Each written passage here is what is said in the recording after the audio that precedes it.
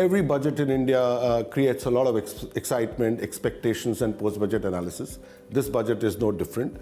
As a run-up to this budget, there were lots of expectations in the context of generating growth, economic welfare for people at large.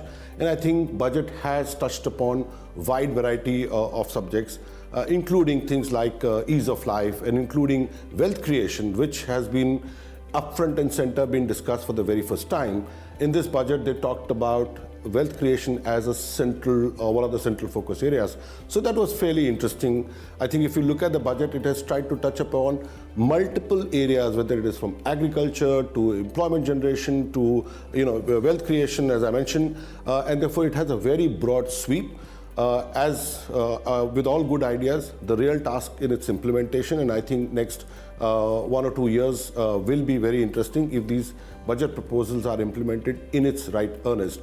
And therefore, to that extent, at least the roadmap and the desire of the government and the administration has been laid out in very interesting terms. Coming specifically to the tax proposals, I think few things that I would like to specifically highlight. One is, for the first time, we're talking about a taxpayer's charter. This has been a matter of discussion over decades, and finally it is happening, and therefore there were very emphatic statements made by the minister that the law is being amended and the Central Board of Direct Taxes is being directed to come out with a charter and adopt a charter. I think that's going to be a very interesting start. So while we've seen lots of changes and amendments in the law to deal with tax evasion and curbing, which is expected from an administration, but the fact that we are talking about taxpayers' charter, I think is extremely important. There was also a mention about the success on the indirect tax front on this dispute settlement scheme, and I think this whole notion or the context of where from Samvad to Samadhan, I think that's an interesting one, and let's see the more details that will come out on the direct tax dispute resolution scheme or dispute settlement scheme.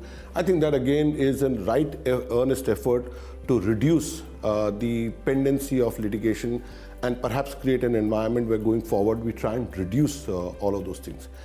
The changes that have been proposed in the personal taxes, while there are rate reductions that have taken place, which I'm sure will benefit most, if not all, particularly the people who are up to 15 lakhs annual income. I think they'll have some good news from the budget. There are some changes in the residency rules on personal taxes, which might create some interesting dimensions for people who maintain non-resident status, and therefore they'll have to relook at their travel plans and how do they manage their tax affairs. So that's interesting. There are some changes in the indirect taxes, more in the customs area, particularly to do with the rules of origin. I think the after effect of that will perhaps play out in the next 6 to 10 months. It's not something that people will see the effect in most immediate terms. So to come back to the main point, I think the budget has tried to encompass a very wide sweep of changes.